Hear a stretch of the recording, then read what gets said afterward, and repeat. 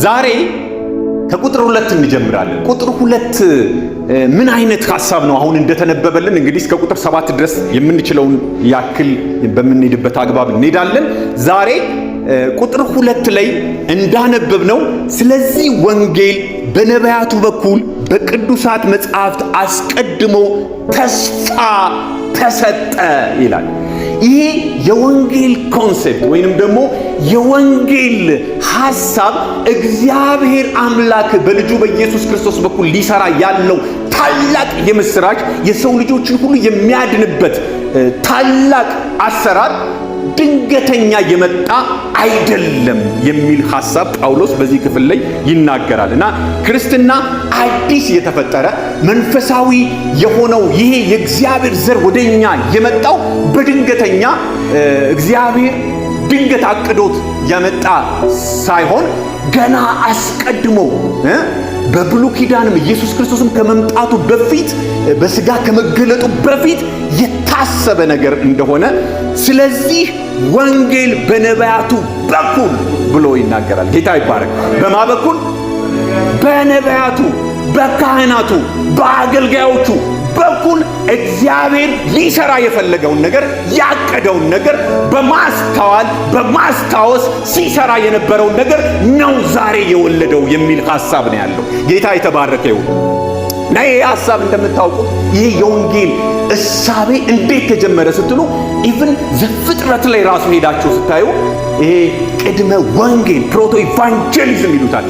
ወንጌል የሚለው የእግዚአብሔር ወንጌል ነው። የእግዚአብሔር እቅድ ነው። የእግዚአብሔር ሐሳብ ነው። እግዚአብሔር የሰው ልጆችን የሚያድንበት ዋነኛ ነገር ነው። እንዲያውም በጭብጡ ላይ ስናወራት እዚህ ይላቸዋል አይደል? ይሄ መጽሐፍ ይሄ የሮሜ መጽሐፍ አንድ ዳያጎኒስ የተደረገበት አንድ ችግር ሶልቭ የተደረገበት ነው ብለናል። ከጭብጦቹ መካከል ያ የተገኘው መፍትሄ የምን መፍትሄ ነው?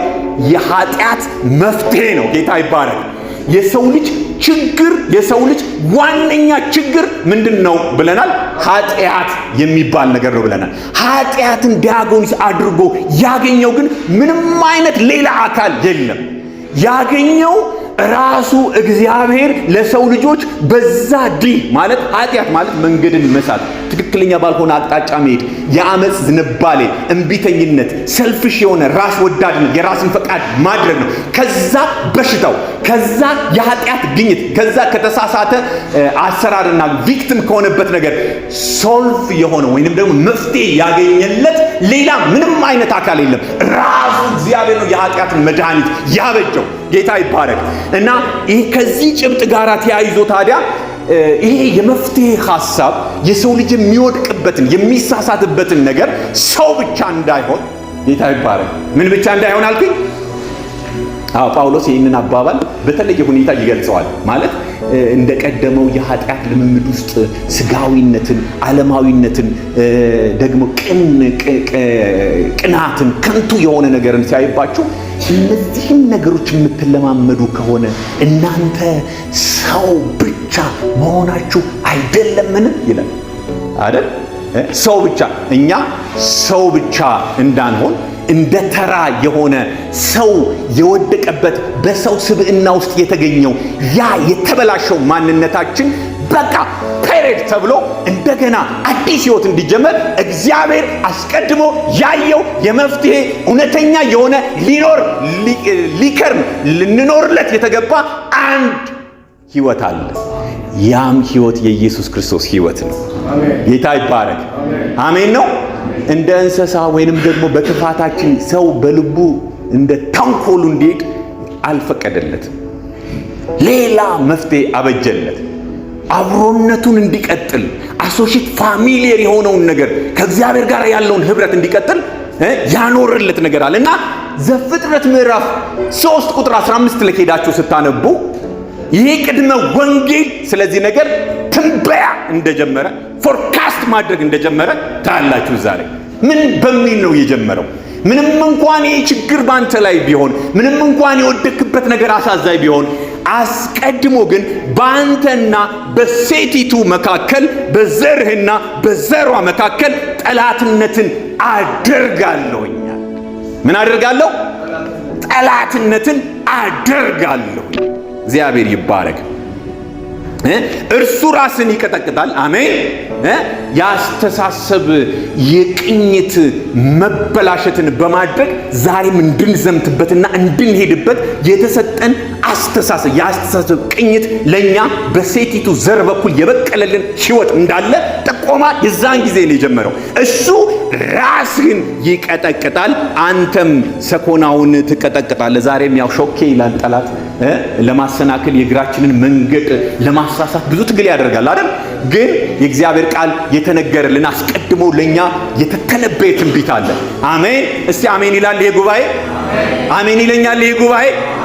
በዘርህና በዘሯ መካከል ጠላትነትን አደርጋለሁ። እሱ ሃሌሉያ ምንድነው? ራስ የሚለው አስተሳሰብ ራሱ ከአስተሳሰብ ጋር በአስተሳሰባችን የምንዋጀው በአስተሳሰባችን የሚደረገልን የእግዚአብሔር የልቡ ሐሳብ የክርስቶስ የልብ ቅኝት ተሰጠን ተብሎ እንደተጻፈ የአስተሳሰባችንን ቅኝት ነው የቀየረው። ትራንስፎርም ነው ሊያደርገው የሰጠን በእርሱ ማስተር ማይንድ እንድንሄድ ነው እግዚአብሔር አስቀድመው ያቀደው። ጌታ ይባረክ። የኛን ሜንታሊቲ ሳይሆን የኛን የአስተሳሰብ ቅኝት ሳይሆን የኛን እሳቤ ሳይሆን የተሳሳተው የኛን እሳቤን ድሮፕ ባደረግን ጊዜ ሌላ ማስተር ማይንድ የክርስቶስ ልብ እንዲሰጠን በእግዚአብሔር በራሱ ታቅዶ ነበር። እስቲ አሜን ሃሌሉያ። እና ሌሎች የነቢያት የትንቢቶችን ሁሉ ማየት እንችላለን። ለምሳሌ በኢሳይያስ ምዕራፍ 53 ላይ ስለ ኃጢአታችን ደቀቀ፣ ተሰቃየ፣ ብዙ መከራን አየ፣ በደላችን በእርሱ ላይ አኖረ፣ የእግዚአብሔር ፈቃድ ነበረ እንዳለ ምዕራፉን በምታነቡበት ጊዜ ስለ ኢየሱስ ክርስቶስ የተተነበየ ትንቢት አለ። ስለዚህ ወንጌል በነቢያቱ በኩል አስቀድሞ እየተነገረ እያስገመገመ ያ ወንጌል ወደኛ መጣ ይላል። ጌታ ይባረክ። አሜን። እኔ እንድታነቡት ሚክያስ 5 ቁጥር 2 ላይ በተለይ በጣም ይገርማል። እንግዲህ ተመልከቱ፣ ከስንት ትውልድ በፊት ምናልባትም ከ1000 ትውልድ በፊት ከዘመን በፊት ከ700 ዓመት ዓለም በፊት ነቢያቶች የተነበዩት ማለት ነው። እነ ኢሳይያስ የተነበዩት፣ እነ ሚልኪያስ የተነበዩት አንቺ ቤተልሔም ኤፍራታ ሆይ አንቺ በይሁዳ አእላፋት መካከል ትሆኚ ዘንድ ታናሽ ነሽ፣ ካንቺ ጋር አወጣጡ ከቀድሞ ጀምሮ የዘላለም የሆነ በእስራኤል ላይ ገዢ የሚሆን ይወጣል አለ። አስቀድሞ ገዢ ይሆን ዘንድ በአንቺ ላይ አንቺ ከተማ፣ አንቺ ቤተልሔም የይሁዳ ከተማ መስፍን ከአንቺ ዘንድ ይወጣል፣ መፍትሄ ከአንቺ ዘንድ ይወጣል እየተባለ ይተነበይ ነበር፣ ይነገር ነበር። እግዚአብሔር የተባረከ ይሁን። ይህንን ትንቢት ነው የሚጠቁመው ጳውሎስ። ይህ የተነገረ ትንቢት ወንጌል የእግዚአብሔር ዘላለማዊ እቅድ እንጂ በድንገት የሆነ ነገር አይደለም። እኛን ያገኘን ድንገታዊ ነገር አይደለም። ሆልድ ልናደርግ ልንጠብቀው የሚገባ ትልቅ የእግዚአብሔር ፕላን ነው፣ የእግዚአብሔር እቅድ ነው። አሜን ነው። ጌታ ይባረክ። እንደ አየር ጤና ማህበር እዚህ አካባቢ ላይ ዝም ብለን የእግዚአብሔርን ቃል ስናጠና ኮንሲደንስ የሆነ ድንገተኛ የሆነ ነገር አይደለም። እግዚአብሔር የተባረከ ይሁን። እስቲ አሜን በሉኝ ወገኖቼ። እግዚአብሔር ዘላለማዊ ዕቅዱን በእኛ ላይ አድርጓል። ከዘላለም በፊት የነበረውን ሐሳቡን በልጁ በኢየሱስ ክርስቶስ በኩል በእያንዳንዳችን ላይ በተዘራው ዘር በቅሎ ነው እንደዚህ በአንድ ገበታ ላይ የሆን ነው። ጌታ ይባረክ። እንደተናገረው ወገኖቼ ዛሬም ቃሉን የሚፈጽም አምላክ ነው። ምን ወድቆብህ ምን አግኝቶ ነው እንደዚህ አይነት ግንኙነት የፈጠር ነው? በዘርም በነገድም በቋንቋም የማንገናኝ ሰዎች ይሄ የወንጌል ቃል ወልዶን በአንድ ላይ ሰበሰበን። ጌታ ይባረክ። ይሄ እቅዱ የእግዚአብሔር ዘላለማዊ እቅድ ነበረ። አስቀድሞ የእግዚአብሔር ሐሳብ ነበረ። እግዚአብሔር ከዘመናት በፊት ያቀደው ይሄ ነገር ነበረ የሚል ሐሳብ ነው እንግዲህ ቁጥር ላይ የምናገኘው። ገላትያ ምዕራፍ 4 ላይ ነገር ግን የዘመኑ ፍጻሜ በደረሰ ጊዜ ይላል። መቼ? የዘመኑ ፍጻሜ በደረሰ ጊዜ እግዚአብሔር ከሴት የተወለደውን ከሕግም በታች የተወለደውን ልጁን ምን አደረገው ይላል? ላከው። ሃሌሉያ! ልጁን ምን አደረገው? ላከው። እግዚአብሔር የመላክም ዕቅድ ነበረው። ይህንን ላይፍ ሴቨር ላከልን። ጌታ ይባረክ። ሰዎች ውሃ ውስጥ በገቡ ጊዜ በጣም ላይፍ ሴቨር ያያቸዋል። ራሳቸውን እስኪለቁና እስኪደክሙ ድረስ ዝም ይላቸዋል። በራሳቸው እንደማይችሉ ፌንት ሲያደርጉ ላይፍ ሴቨሩ ይገባና እንደገና ያድናቸዋል። ጌታ የተባረከ ይሁን። እኛን ያዳነን ጌታ ስሙ ይባረክ። በራሳችን እንደማንችል የራሳችንን ፈቃድ ሳይሆን ሁሉን ትተን እንድንከተለው እግዚአብሔር አብ ልጁን ኢየሱስ ክርስቶስን ላከልን። ሰጥመን እንዳንቀር፣ ሞተን እንዳንቀር፣ በሞት ቀጠና ውስጥ በዛው ሰጥመን እንዳንቀር እስቲ ላከልኝ በሉ እስቲ። ሃሌሉያ ወገኖች፣ ይደላችሁም ይህንን ነገር በጣም ማሰባል። ተልኮልሻል፣ ተልኮልሃል። አዳኝ እንደሌለው እዛው እየተንደፋደፍን በቃ በሞት ባር ውስጥ አልሰጠምንም። ሕይወት ተገናኝቶናል። ኢየሱስ ተገናኝቶናል። ኢየሱስ ደርሶልናል። ከአብ ዘንድ የመጣው ያ አዳኝ ለእያንዳንዳችን መፍትሄን አምጥቷል። ሕይወትን አምጥቷል። የምናምነው ይህንን ነው።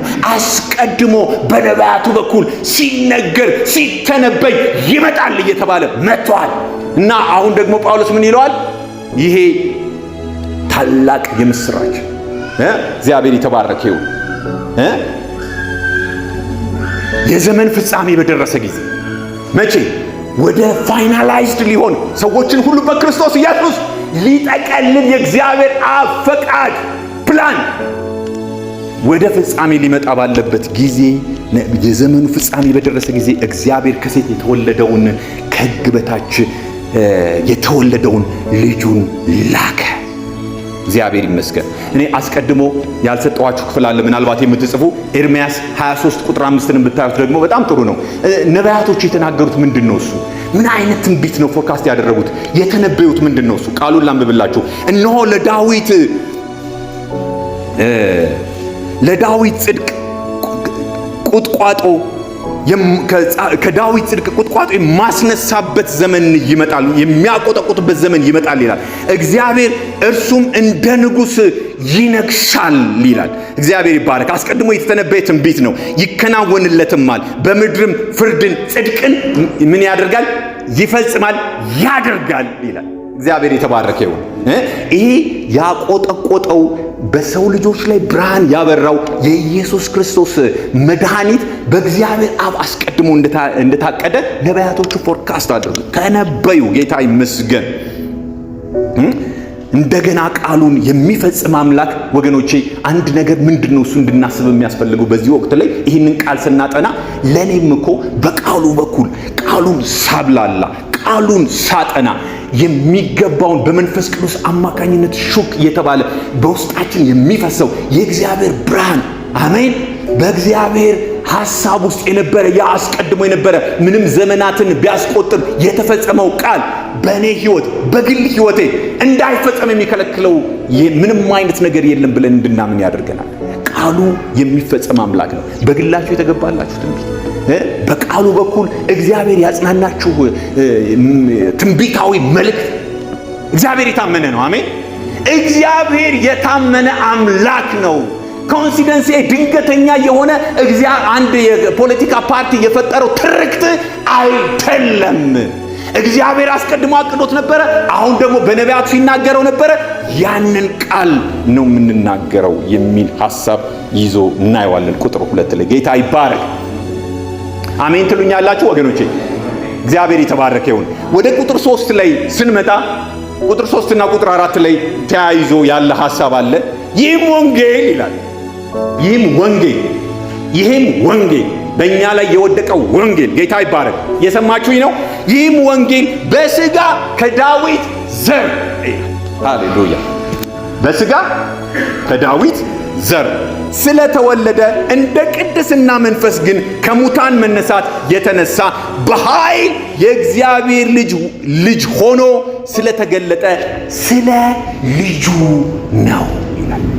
ስለ ልጁ ነው፣ እርሱም ጌታችን ኢየሱስ ክርስቶስ ነው ይላል። እግዚአብሔር ይባረክ። እርሱም ጌታችን ያነገስነው የምንኖርበት አሁን ቅድም ብለናል ኤርምያስ ላይ ያቆጠቁጣል ደግሞ ይነግሳል ይላል አይደል? በሌላ ነገር እኮ አይደለም። አሁን ብዙ ጊዜ ንግስናውን ምድራዊ በሆነ ነገር ሰዎች ለውጠውት በቃ እግዚአብሔር ንግስና እንድትገዛ በምድር ላይ ሰዋዊ የሆነውን ንግስና እንዲፈልጉ ያደርጉናል።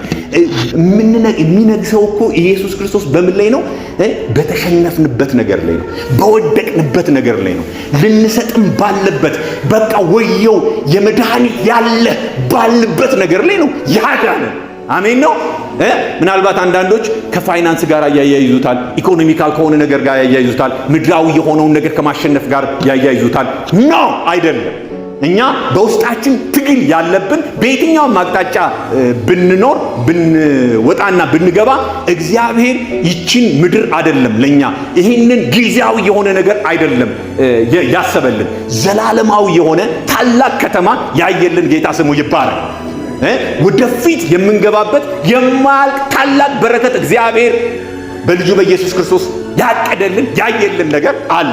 ጌታ ይባረክ። ነገር ግን ልላችሁ የፈለኩት ምንድነው? በምድር ላይ ስንኖር ተጨቁነን ተረብሸን እንደው ምስኪን ሆነን እንኖራለን አይደለም።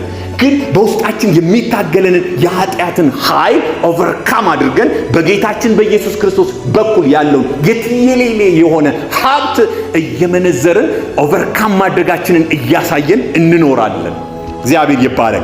ስለዚህ ምንድነው እሱ የሚናገረው? አሁን ቁጥር 3 ላይ ይህ ወንጌል በስጋ ከዳዊት ዘር የሚል አንድ ሐሳብ እናነሳለን። ደግሞ በመንፈስ ቅዱስ አማካኝነት እንደ ቅድስና መንፈስ ይላል። እንደ ቅድስና መንፈስ ግን ከሙታን መነሳት የተነሳ በኃይል የእግዚአብሔር ልጅ ሆኖ ይላል። አንድ ኃይል የሚያስፈልገው ነገር ነበረ። በኃይል የእግዚአብሔር ልጅ ሆኖ መገለጥ ያለበት ነገር ነበረ። እግዚአብሔር የተባረከ ይሁን። ማን ነው? የሰው ልጅ ነው። ከዳዊት ዘር ነው የመጣው። ዘሩ ከሌላ ከመላእክት ዘር አይደለም የመጣው። ሰው ሆኖ ፍጹም ሰው ሆኖ ነው የመጣው። እግዚአብሔር ይባረክ።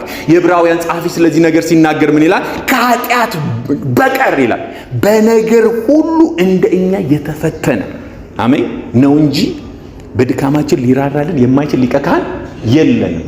እና ሰው ሆኖ የሰውን ስሜት ተረድቶ የምናልፍበትን ውጣ ውረድ ሁሉ የሚያውቅ የሚረዳ ሴንስ የሚያደርግ ነው። ከኃጢአት በቀር ደግሞ በነገር ሁሉ ተፈትኗል። ርቦታል፣ ጠምቶታል። ምድር ላይ ያለውን በጣም ብዙ ተግዳሮቶችን ሁሉ ሴንስ አድርጓል፣ አዝኗል፣ አልቅሷል። በምድር ላይ የምናሳልፍበት ስሜታችን የሚለዋወጥበት ከማለዳ ጀምሮ እስከ ምሽት ድረስ በምንውልባቸው ውሎች ሁሉ የሚሰሙንን ስሜቶች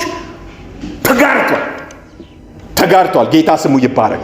በህመማችን በችግራችን ስሜታችን ሲጎዳ እንኳን ሼር ሊያደርገን የሚችል ሊቀ ካህን ሆኖ እንደተገለጠ እግዚአብሔር ቃል ይናገራል። ይህ ክፍል ምኑን ያሳያል? ፍጹም ሰውነቱን ያሳያል። ሰው መሆኑን ከዳዊት ዘር ብሎ ይናገራል። እና ዳዊትም እንግዲህ ኢንትሮዳክሽን ወይንም መግቢያ የሆነ ሐሳብ ነው እየተናገረ ያለው። እንግዲህ ይህንን ቃል በምናጠናበት ጊዜ ምንድነው መንደርደሪያ የሚናገረው? ስለ ኢየሱስ ክርስቶስ ነው ገና እያብራራ ያለው። ይህም ከዳዊት ዘር የሆነ ብሎ ሲያነሳ በተለይ ቁጥር 3 ላይ ከዳዊት ዘር የሆነው ዳዊትን ያው እናውቃለን። በንግስና በምድር ላይ በሚያሳልፍበት ነገር የብሉይ ኪዳን የአዲስ ኪዳንን ሲምቦል የያዘ እግዚአብሔር በልጁ በኢየሱስ ክርስቶስ የሚሰራውን የሰው ልጆች ሁሉ ፍጹም ነፃ ሆነው ተገላግለው ያለ ኃጢአት ሆነው በንግስና በጌታችን በኢየሱስ ክርስቶስ የምንቀበለውን ሕይወት በንጉሳችን ከለላ ስር ጥላ ስር የምንሆንበትን ሕይወት የሚያሳይ ነው።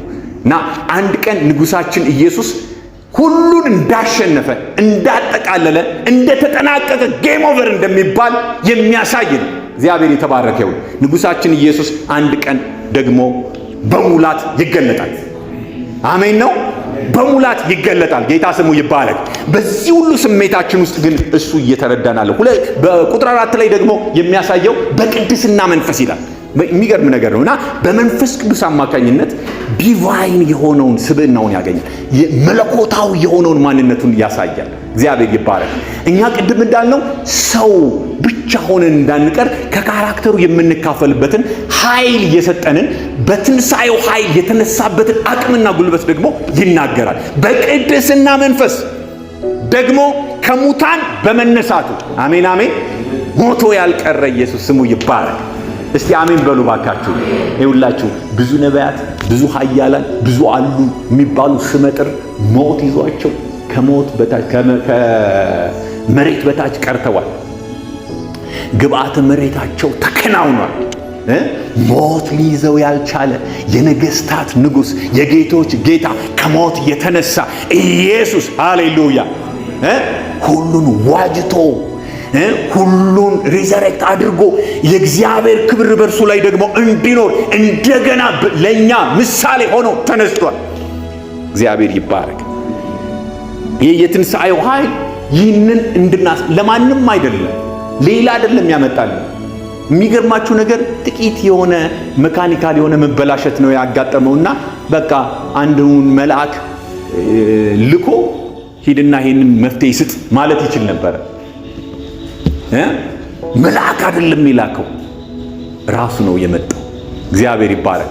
ከሱ ጋር አሶሴት እንድናደርግ እንዲህ አይነት ቅርበትና የአብሮነትን መንፈስ ሊያስቀጥል የፈለገ እግዚአብሔር በእንደዚህ አይነት ማንነት ውስጥ እንድንገኝ እድልን የሰጠን ጌታ ስሙ ይባረክ። እንደ ሌላ ፍጥረት የሆነ ሶሉሽን ሜከር ማለት መፍትሄ ሰጪ አካል አይደለም የላከው፣ ራሱ ነው የመጣው። በመንፈስ ቅዱስ የሚሆነውን ስብዕና ለመገንባት በእኛም ዘንድ እንዲያርፍብን እንድንረዳው የሚፈልገው ነገር አለ። ጌታ ስሙ ይባረክ። ሞትን ድል ያደረገ ብቸኛ ያንቺ የኔ የእያንዳንዳችን መፍትሄ ወንጌል ስለ ልጁ ነው። እግዚአብሔር ይባረክ። ወንጌል ስለማን ነው? ከእግዚአብሔር ስለወጣው ራሱ ስለሆነው ስለ ልጁ ስለ ኢየሱስ ክርስቶስ ነው። አስቀድሞ በነቢያቱ የተነገረ ደግሞም መለኮታዊ የሆነ ደግሞም ፍጹም ሰው የሆነ ነው ይላል። በሥጋ ከዳዊት ዘር የተወለደ ደግሞ በመጨረሻም ማንም ሊያምነው ማንም ሊቀበለው በማይችል ስታተስ ውስጥ ያለፈ ሰው በሚያልፍበት ሰው የተረገመ ሰው በሚያልፍበት ነገር ውስጥ ያለፈ ኢማጂን አንድ ነገር አስቡ። በጣም የተጠላ ሰው አሁን በእኛ ትውልድ መካከል በጣም የተረገመ ሰው ምን አይነት ክሬሲ ነው የምትሉትን ሰው እስቲ አስቡ።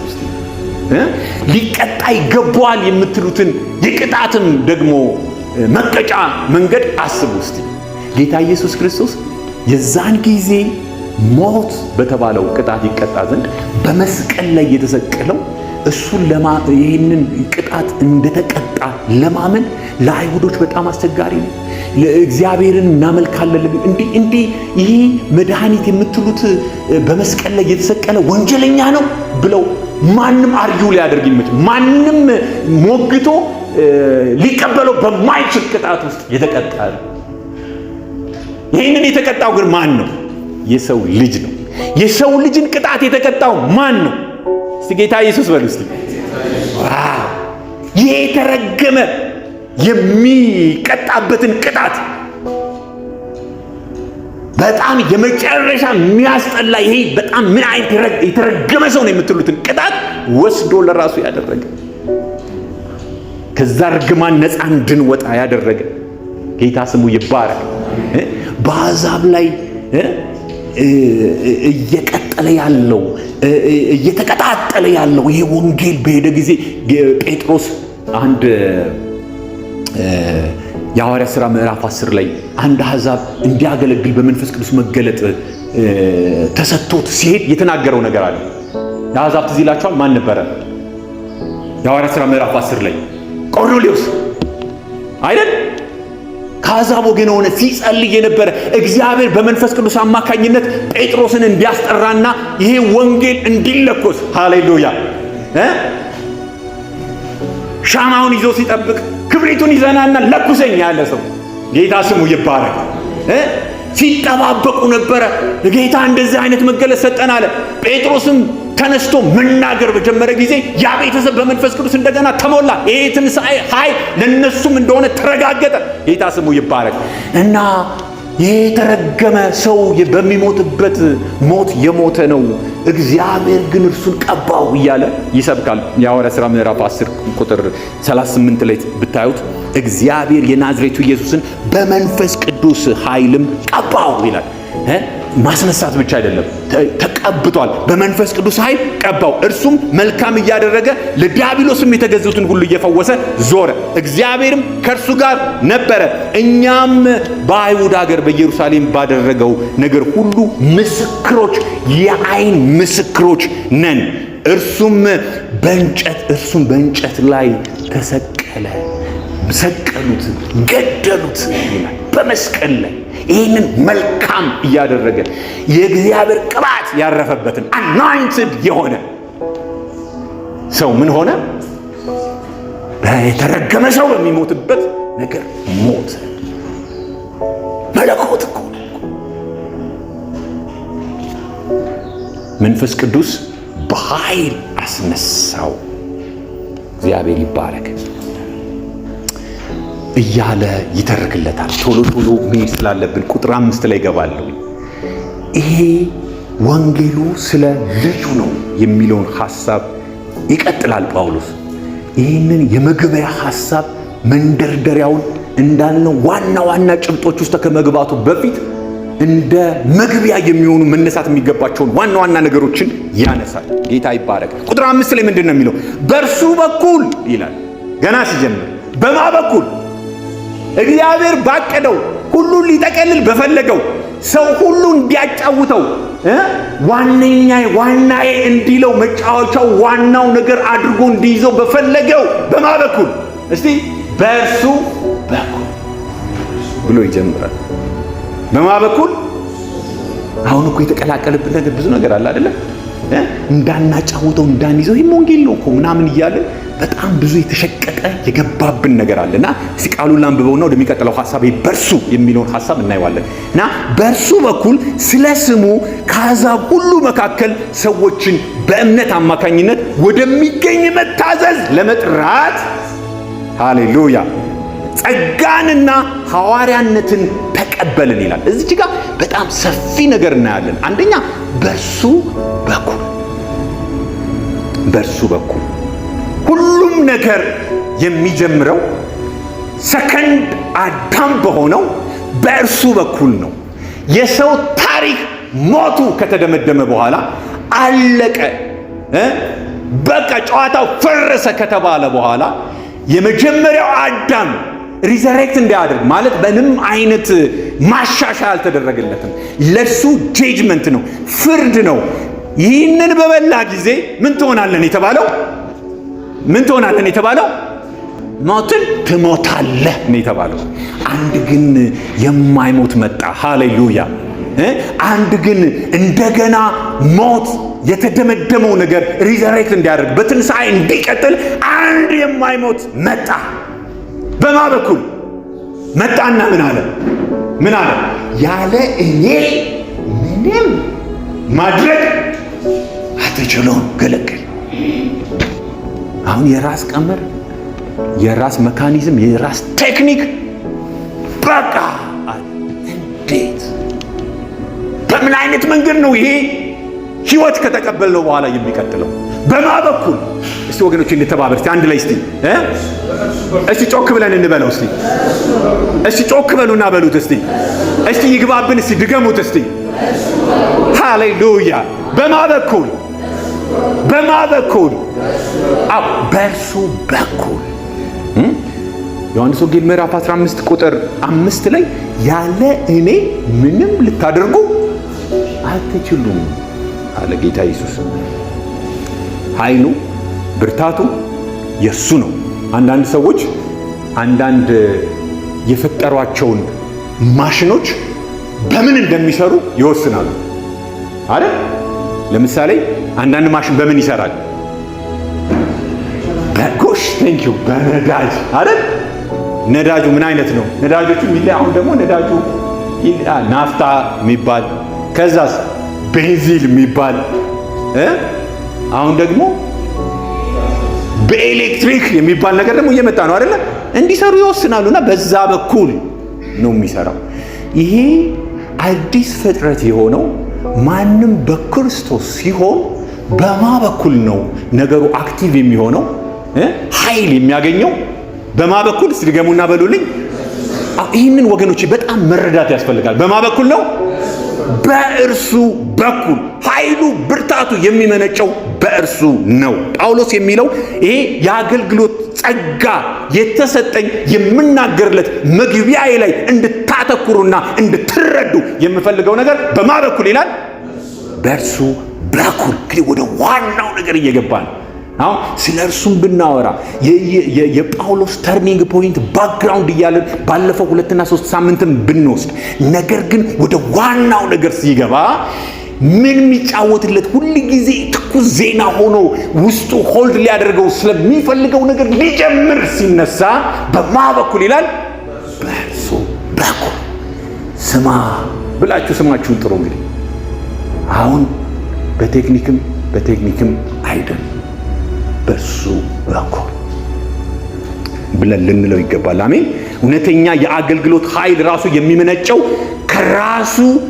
ራሱ በሰጠኝ ኃይል ነው የሚል ነገርም ይናገራል። ይሄ በእርሱ በኩል የሚለውን ሐሳብ በተደጋጋሚ ደግሞ ትኩረት የሚሰጣቸው እንዲህ አይነት ፖይንቶች አሉ። በእርሱ በኩል ብቻ ሳይሆን ደግሞ ጸጋን ተቀበልን ይላል፣ ሐዋርያነትን ተቀበልን ይላል። እነዚህ ጸጋ የሚለው ቃል ያው ከእግዚአብሔር የሆነ ማለት አሁን ብዙ ጊዜ ጸጋን አክሰስ የምናደርገው ለይቅርታ ነው።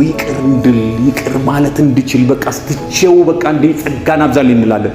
ግን አገልግሎትም የሚሆነው የእግዚአብሔር ጸጋ የሚሆነው በማ በኩል ነው? በሰጠኝ ጸጋ ነው የሚለው እግዚአብሔር በሰጠኝ ጸጋ ነው ይላል። ጌታ ይባረክ። በሌላ ክፍል ላይ በተለይ በጣም ይህንን ትኩረት ይሰጠዋል። አንደኛ ቆሮንቶስ ምዕራፍ 15 ቁጥር 10 ላይ ሄዳችሁ ስታነቡ ይህን ነገር በጣም ኢንፋሲስ ይሰጣል። ምንድን ነው የሚለው? ነገር ግን በእግዚአብሔር ጸጋ ይላል። በማ ጸጋ? በእግዚአብሔር ጸጋ የሆንሁ እኔ ነኝ። እኔ የሆንኩት ያ ሁሉ ገማልያ እግር ስር ተምሮ በጣም ብዙ ቴክኒክ የትምህርት ባክግራውንዱን አሁን ስለሱ ታሪካዊ ዳራ ሳምንት ዕለት በጣም ብዙ ነገር ብለናል። ያለው ከተርኒንግ ፖይንት ወይንም ደግሞ ከመዳኑ በፊት የነበረውን ባክግራውንድ ብዙ ነገሮች አንስተናል። ያን ሁሉ ከድኖ አዲስ ላይፍ ጀምሯል ኢየሱስ። አሁን የሆነው ጸጋ ተከድኖ ካበቃ አዲስ የጀመረ ይሄ በተሰጠኝ በተቀበልኩት በእግዚአብሔር ጸጋ ነው ይላል። ጌታ ይባረክ። ነገር ግን በእግዚአብሔር ጸጋ የሆንሁ እኔ ለእኔም የተሰጠኝ ጸጋ ከንቱ አልነበረም፣ ከሁላችሁ ይልቅ ደከምሁ። ዳሩ ግን ከእኔ ጋር ያለው የእግዚአብሔር ጸጋ ነው እንጂ እኔ አይደለሁም። አዎ እኔን ላንሳ ካልኩኝ የማነሳበት የራሱ የሆነ ባክግራውንድ አለ። እኔ ቤተክርስቲያንም አሳዳጅ ነበርኩ ብሏል አይደል? በጣም ብዙ የምለው ነገር በቅናት ብዙ ነገር ለመስራት የተነሳው ነበር። ይሄ ሁሉ የሆነው ግን በማጸጋ ነው። ይህን ጸጋ ከየት ተቀበልኩት ነው? ከእግዚአብሔር ተቀበልኩት። አሜን አሜን አሜን። የማን ሆነው የለም። የእግዚአብሔር ጸጋ ሲመጣ ወገኖቼ የትኛውንም ባክግራውንዳችን እንደዚህና እንደዛ የምንለውን ትምክህታችንን አስጥሎ ሃሌሉያ እንደገና የሚያስተምረን እንደገና እንድንሄድ የሚያደርገን በእርሱ ጸጋንና ምንን ሁለተኛ ደግሞ ሐዋርያነትን ተቀበልን። ይህ የአገልግሎት ጥሪ ተልእኮን ያሳያል። የተላኩትን ደግሞ ሚሽናል የሆነውን ይህንን የሉካን ስራ እንድሰራ የተሰጠኝ ሐዋርያነት የተሰጠኝ ከእርሱ የተቀበልኩት እንጂ የእኔ አይደለም። ይህ አገልግሎት ጥሪ ተልእኮን ያሳያል። አንደኛ ጢሞቴዎስ ምዕራፍ 1 ቁጥር 9 ላይ ስታዩ ያዳንን በቅዱስ አጠራሩም የጠራን ኮል ነው። ሐዋርያነትን የተቀበልኩት ጠርቶኝ ነው እና ብሎ በስሜ ጠርቶኝ ነው የጠራን እግዚአብሔር ነውና፣ ይህም እንደ ራሱ ሐሳብና ጸጋ መጠን ነው እንጂ እንደ ስራችን መጠን አይደለም። ይህም ጸጋ ከዘላለም ዘመናት በፊት በክርስቶስ ኢየሱስ ተሰጠን። በማን ተሰጠን? በክርስቶስ ኢየሱስ። ይህ ጥሪ በክርስቶስ ኢየሱስ ተሰጠን። የዳነውም በቅዱስ አጠራሩ ነው፣ እግዚአብሔር ነውና ይህም ደግሞ ከራሱ የሆነ ነው፣ በጸጋው የሆነ ነው። የአገልግሎት ጥሪ ወድቆብኛል፣ ተረክቤያለሁ። የራስ ብቃት አይደለም፣ የራሴ የምለው ነገር የለኝም። ጸጋ ድነትን ይሰጣል። ጥሪ ደግሞ ምንን ይሰጣል? ተልእኮን ይሰጣል። ሚሽናል ያደርጋቸዋል፣ ይልካቸዋል። እሱን ሳትፈጽሙ ወደ ኋላ አትሉ። የተላካችሁበት ነገር ካለ ወደዛ እንድትፈጽሙ እርጅ የሚያደርጋችሁ ፎርስ የሚያደርጋችሁ ነገር ይኖራል። እኔ ደግሞ የተላኩት ጸጋንና ሐዋርያነትን የተቀበልኩት የሚለውን ሐሳብ ያብራራል። ታዲያ ይህንን ደግሞ ለመታዘዝ ታዲያ ምን እናድርግ የሚል ደግሞ ይቀጥልና ለመታዘዝ ምንድነው ማድረግ ያለብን? አሁን ሰው የተላከበትን የአገልግሎቱን የድነቱን ጉዳይ እውን ሆኖ እንዲያየው፣ ተግባራዊ ሆኖ እንዲያየው የተግባር ሕይወት እየታጣ ያለበት ሁኔታ እንዳለ እናያለን። በጣም ሁላችንን እየፈተነ የዳነው ካልዳነው የማይለይበት ጉራማይሌ የሆነበት የተቀላቀልንበትን ነገር እናያለን። ምን እየሆነ ነው ያለው? የተጠራንበትን ጥሪ የመታዘዝ ተግባራዊ የሆነ ሕይወት ያጣንበትን ሁኔታ እናያለን። እዚህ ላይ ደግሞ ይሄ ሐዋርያ የሚለው ነገር አለ። ምን ነው የሚለው? ከእምነት የሚነሳ መታዘዝ እንዲኖር ይላል። አሁን መነሻው ራሱ የመታዘዝ ጽንሰ ሐሳብ ራሱ የሚነሳበትን ምንጩን ይናገራል። ከምን የሚነሳ ይላል? ከእምነት የሚነሳ ምን እንዲኖር? መታዘዝ እንዲኖር። ግባችን መስበክ አይደለም። ጥሩ ሰባኪ ሆኖ እንደው 13 መጽሐፍ ጻፍ መባል አይደለም የሚል ኢንቴንሽን ነው ያለው። ሐዋርያትን ያደበላለቀ ጀግና መድረክ አንቀጥቅጥ የሆነ አገልጋይ መባል አይደል ግቡ። እሱ አይደለም። ሰዋት ግቡ ታዲያ ምንድን ነው እሱ? የትኛውንም አክቲቪቲ እናድርግ፣ የትኛውንም በሰው የተወደደ እንደዚህና እንደዛ የተባለለት የሚነገር ታሪክ እንስራ፣ ታሪክ ሰሪው ሃሌሉያ እርሱ ነው። ይሄ በእግዚአብሔር ጸጋ የሆነ ነው። ደግሞም ለዚህ ጥሪ ይሄ ጸጋ የሆነው ይሄ ሐዋርያነት የሆነው ሰዎች ሁሉ ከእምነት በሚነሳ መታዘዝ ውስጥ እንዲገቡ ነው። ወገኖች መታዘዝ፣ እኔ አሁን በጣም እቀጣጠላለሁ፣ ውስጤ በጣም እነቃቃለሁ፣ የእግዚአብሔርን ቃል በጣም ስካፍ በጣም ደስ ይለኛል፣ ስወጣ ይጠፋብኛል፣ መተግበር ያቅተኛል እንላለን አይደለ? እግዚአብሔር ይባረክ። ዛሬ አንድ ፍንጭ እናገኛለን ከዚህ እውነት። የያዕቆብ ምዕራፍ 1 ቁጥር 26 ላይ እንደዚህ ይላል፣ ከነፍስ የተለየ ሥጋ የሞተ እንደሆነ እንዲሁ ደግሞ ከሥራ የተለየ እምነት፣ ከተግባር የተለየ እምነት፣ ከእንቅስቃሴ የተለየ እምነት ፌክ ነው፣ ከንቱ ነው ይላል። የእውነተኛ እምነት ምልክቱ ምንድን ነው? እሱ እስቲ አስቡ፣ እስቲ ቁጭ ብላችሁ። አሁን አጋንንትም ያምናሉ ይንቀጠቀጡማል ይላል አይደል? እንግዲህ ከአጋንንት ጋር ያዕቆብ ንጽጽር ከሰራ በጣም ከባድ ነው አይደል? ሰው እኔም እኮ አማኝ ነኝ እያላችሁ ግን የህይወት ልኬቱ ወደ ተግባራዊ እንቅስቃሴያችን ስንገባ በፍጹም የምንለያይበት ሁኔታ ከተከሰተ ቆም ብለን ማሰብ አለብን አይደለ? ምንድነው እሱ ኬዙ? ምንድነው ችግሩ እንላለን አይደለ? ከነፍስ የተለየ ስጋ የሞተ ነው ይባላል አይደል? ወዲያውኑ ስም እንቀይራለን አይደል? ከከበደ ወደ አስክሬኑ እንላለን አይደል? ነፍሱ ስትወጣ አይደለ? ስሙ ወዲያውኑ አይደል የሚቀየረው? ከንቱ ነው፣ በቃ አለቀ። በቃ ስም እንኳን መጠሪያ ነው፣ አስክሬኑ እንላለን አይደል? ከንቱ ነው። ልክ እንደዚሁ ተግባር የሌለበት እምነት ከንቱ ነው። ይህንን ነገር ነው እንግዲህ የሚመልሰው። የተጠራ ነው ወደ ዋናው ነገር ለመምጣት ነው። ይሄንን ኢምፕሊመንት የሚያደርግ እንጂ ዝም ብሎ ሰባኪያን፣ ሃይማኖተኛ፣ በጣም ስመጥር የሆነ ጸሐፊ ለመባል አይደለም። ይልቁኑ ከእምነት የሚነሳ ምን እንዲኖር ነው ይላል? መታዘዝ እንዲኖር። ይህንን አሁን ቅድም ዲያጎኒስ ያልነው ማለት ኃጢአት የተገኘበት አንድ ችግር የመፍትሄው 50% ችግሩን ማግኘት ነው ይላሉ ሰዎች። ይሄ መጽሐፍ ምን ያገኛል ብለናል? የኃጢአትን መፍትሄ ያገኛል። የኃጢአትን ዲል ያደርጋል። ኃጢአት በውስጣችን የሰራውን ሜስ በደንብ ያክማል። የሚያክምበትን መንገድ ጭብጥ ያሳያል ብለናል። ስለዚህ ይህንን እውነት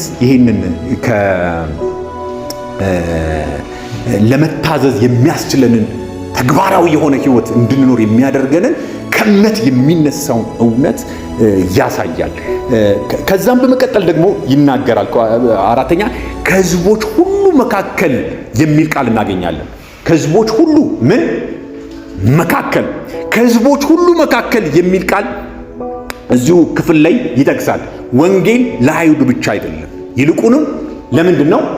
ለአሕዛብ ሁሉ ነው። ይሄ ማቴዎስ ወንጌል ምዕራፍ 28 ላይ ጌታ ኢየሱስ ክርስቶስ የተናገረውን ቃል ይናገራል። ሂዱ የተባለው የመጨረሻው ሚሽን የተሰጣቸው ሂዱ፣ ወንጌልን ለፍጥረት ሁሉ ስበኩ ነው የሚለው። ለፍጥረት ለዓለም ሁሉ የሚለውን ነገር የሚያካትተውን ነገር ያሳያል። እንግዲህ ሂዱና አሕዛብን ሁሉ በአብ በወልድ በመንፈስ ቅዱስም እያጠመቃቸዋቸው ያዘዝኳችሁን ሁሉ እንዲጠብቁ እያስተማራቸዋቸው ደቀ መዛሙርት አድርጓቸው። እነሆም እኔ እስከ ዓለም ፍጻሜ ድረስ ከእናንተ ጋር እሆናለሁ። ጌታ የተባረከ ይሁን። ይሄ የጌታን የልብ ትርታ ሚሽኑን ያሳያል። ይሄ ወገኖቼ ጳውሎስ ላይ ብቻ የወደቀ አይደለም። ይሄ የተላክንበት ወደ ዓለም ሁሉ ኤክስቴንድድ ሆኖ ዛሬ ስንተኛ ትውልድ ላይ የደረሰው ይሄ ሚሽን አለ ወይንም ደግሞ የተልእኮ መንፈስ እኛም ላይ አርፏል። እግዚአብሔር የተባረከ ይሁን። በምን ከእምነት ይነሳና ወደ ምን እየደረሰ ወደ መታዘዝ ወደ ተግባራዊ ህይወት እየገባ ሰዎችን እንደ እርሾ ዓለምን እያናወጠ እየቀየረ አለ። እግዚአብሔር ይባረክ።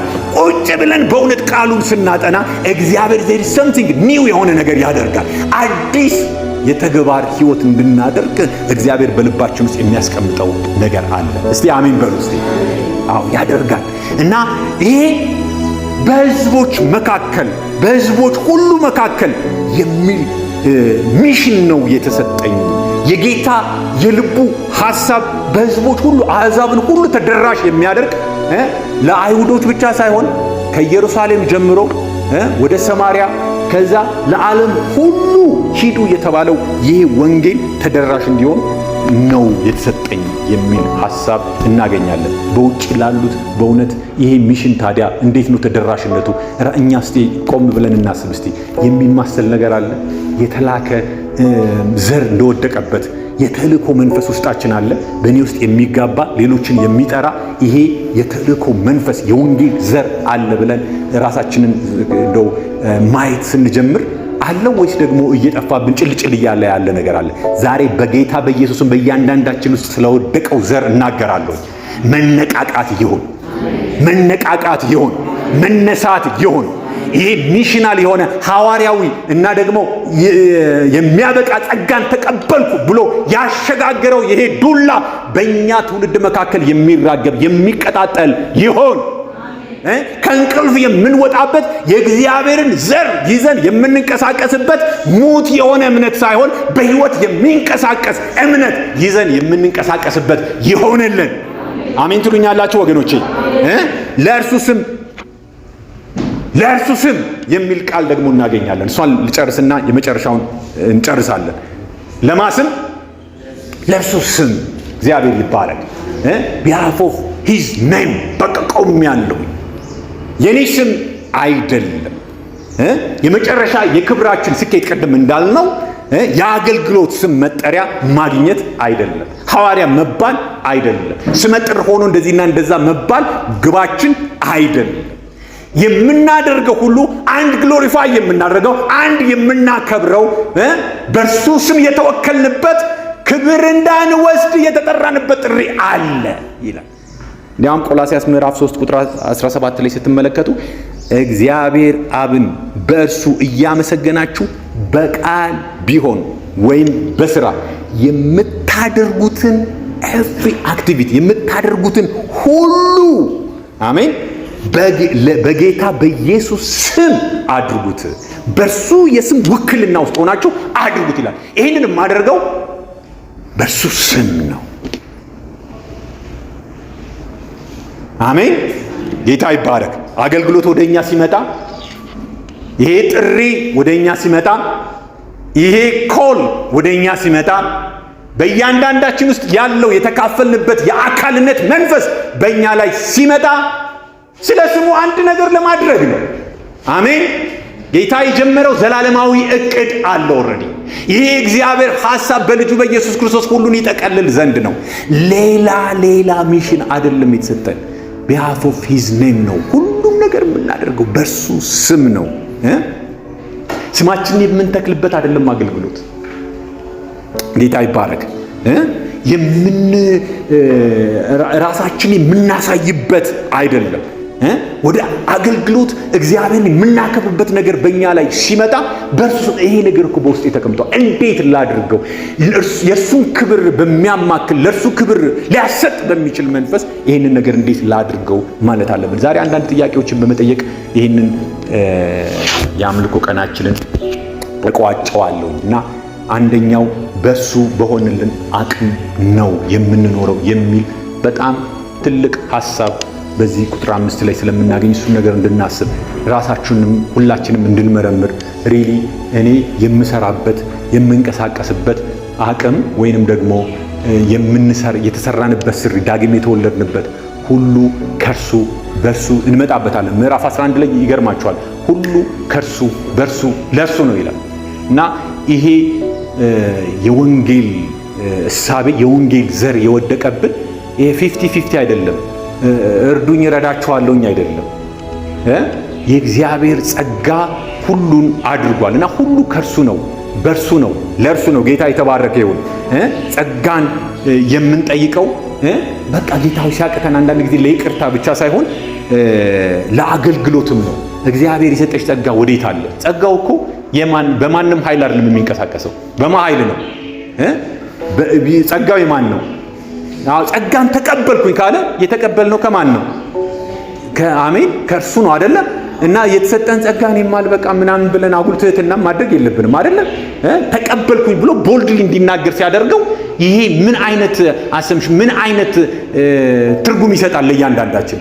ከተቀበልንም የተቀበልነውን ነገር ለእግዚአብሔር ክብር በማድረግ አንደኛ ሆነን እንድንገለጥበት ከኛም አይደለም። እኔ አብልጬ ደከምኩ ይላል አይደል? እንዲያውም በጣም ደከምኩኝ። ይሄ ግን ሁሉ የሆነው ከማን የተነሳ ነው የሚለው? እሱ ነው የለየኝ፣ እሱ ነው የሰጠኝ ይህንን ጸጋ ነው የሚለው። የተላክንበትን ጥሪ አውቀን እየተሰማራን ነው ወይ ማለት በአካል ውስጥ እድል ለማግኘት የአብሮነትን መንፈስ እያደረግን አለው። የጌታን ስራ ለመስራት አብሮነታችን ፎሎ ማድረግ ነው ወይስ ይሁድ እንደማንኛውም ሰው ደግሞ የሰንበት ሰው ብቻ እየሆነን ያለ ነው? ይህንን ጥሪ የሚያማስለው የኢየሱስ ክርስቶስ መንፈስ በቅዱሳኑ ዘንድ አለ፣ በአብሮነታችን ውስጥ አለ። ቅድም እንደተነጋገርነው ዋንስ አንድ ጊዜ ሰምተን ብቻ የምንሄደው ብቻ ሳይሆን የሃይማኖት ልምምድ የምንለማመድበት ሳይሆን ወንድማማች አድርጎ ነው ያስቀመጠን። ጌታ ስሙ ይባረክ። ጌታን ብቻ የምንወድ ሳይሆን ወንድሞችንም እህቶችንም የምንወድ አድርጎ ነው ያስቀመጠን። አንዳችን በአንዳችን ውስጥ ልዩ ልዩ ጸጋን እግዚአብሔር አስቀምጧል። አንቺ ለኔ ትጠቅሚያለሽ፣ እኔ ላንቺ እጠቅማለሁኝ። እርስ በርሳችን ባለን አብሮነት ውስጥ የእግዚአብሔር ጸጋ ፍለው ያደርጋል። የተሰጠንም ደግሞ ከራሳችን ሳይሆን አንዳችን እንድንጠቅምበትና አካሉን እንድንጠቅምበት እግዚአብሔር ያደረገው ነው። ይህንን ነገር እንዴት እናስባለን? እምነታችንስ ደግሞ በመጨረሻ ወደ መታዘዝ የሚያደርስ ነው ወይስ መታዘዝ የሌለበት ፌክ የሆነ እምነት ነው? ይህንንም ቆም ብለን በጣም ራሳችን እንድናይ ሪል የሆነ እውነት እኮ ክርስትና እንድኖረው የሚገባ በዚህ አግባብ ነው ወይስ ትለካላችሁ? የሰውን ቁጥር ታያላችሁ፣ የሰውን ሀብትና ስታተሱን ታያላችሁ። ሁሉ ከርሱ በርሱ ለርሱ ነው ይላል። እግዚአብሔር ባስቀመጠን ስፍራ ፌስፉል ሆነን ታማኝ ሆነን የእግዚአብሔርን ስራ ለመስራት ያንን የተቀበልነውን ያመንበትን እምነት ለመግለጽ በመታዘዝ አቅም እየተራመደ ያለ ነገር ውስጣችሁ አለ ወይስ ዴድ ሆኖ ሸፍናችሁ ፌክ የሆነ እምነት ነው ያለው? ይህንን ነገር ሁላችንም ራሳችንን እንድንፈትሽና እንድናይ ያስፈልጋል። በመጨረሻም ህይወታችን የእግዚአብሔርን ልብ ያንጸባርቃል። ለህዝቦች ሁሉ ከህዝቦች ሁሉ መካከል እግዚአብሔር እኔን የሰጠው የተላኩበት ተልእኮ ይሄ ነው ሲል ይሄ ታላቅ ተልእኮ የሚማሰል ለሌሎች የሚካፈል ለሰዎች ሁሉ የሚቆረሰው ይሄ የሚራገበው ነገር አለ። ይህ ሁሉ ከጌታ ስለሆነ እግዚአብሔር ስለሆነ በውስጣችን ያስቀመጠው እንድናደርገው ይፈልጋል። ነገሮችን የምናይበት ለራሳችን ከራሳችን ስታተስ አንፃር ወይስ ለእግዚአብሔር ክብር? እግዚአብሔር ነው። እንዲህ ድንገተኛ የሆነ ነገር አይደለም። አጋጣሚ የሚባል ነገር የለም። እግዚአብሔር በእኔ ውስጥ ያስቀመጠው ይሄ ነገር ዝም ብሎ አይደለም። እነዚህን ወንድሞች እነዚህን እህቶች በአብሮነት በእንደዚህ አይነት ገበታ ያስቀመጠኝ ዝም ብሎ አይደለም። ዋናውን ነገር ዋና ላደርግ ይገባኛል የሚል መንፈስ አለ። እርሱን የሚያከብር የእርሱን ስም የሚጠብቅ የእርሱን ስም የሚመጥን ነገር ለማድረግ አንድ ስቴፕ ወደፊት ለመሄድ እንደፍራለን ወይስ የሃይማኖትን ልምምድ እያደረግን ብቻ እንኖራለን? የጌታ መንፈስ ይርዳል። አሜን ትሉኛላችሁ? አዎ የእግዚአብሔር ጸጋ እንዲህ አይነት ክሉ እንዲህ አይነት ብርሃን በውስጣችን ካፈሰሰ ወገኖች የምንራመድበትና አብልጠን የምንገናኝበት አብልጠን የምንዋደድበት አብልጠን ለሱ ክብር የምንቆምበት አብልጠን የምንያዝበት በውጭ ያለውንም በውስጥ ያለውንም ተግዳሮት የምናሸንፍበት እግዚአብሔር በውስጣችን ያስቀመጠው ይሄ እግዚአብሔር ጸጋ እንዲገለጥ የእግዚአብሔር ኃይልና አቅም ይሆንልን። አሜን አሜን። ኢየሱስ ጌታ ነው። ዛሬ በዚህ የአምልኮ ቀናችን ላይ ወገኖቼ ወዴት ነው ያለው? ራሳችንን በእነዚህ እውነታዎች እየፈተሽን አብረን እንድንቆም እንደ ወንድማማች አብረን እንድንቆም ጳውሎስ የሚሰጠው የሚንደረደርለት ይሄ የመግቢያ ሐሳብ ገና እንቀጥለዋለን። በጣም የሚገርም ነው። እንግዲህ የሚቀጥሉትን ሐሳቦች ስናይ በዚህ እውነታ ውስጥ እየተዘረጋ እየሰፋ የሚሄድ ነገር አለ። አብረን ለማጥናት ተግባራዊ የሆነ እንቅስቃሴ እንድናደርግ ቤተሰቦቻችንን እንድንፈልግ በአብሮነት መንፈስ የምንቀጥልበትን አንድ ስቴፕ የምንሄድበትን የእግዚአብሔርን ጸጋ እንድናገኝ ጸልየን እንጨርሳለን። ሁላችንም ቆመን እንጸልያለን። እግዚአብሔር የተባረከ ይሁን።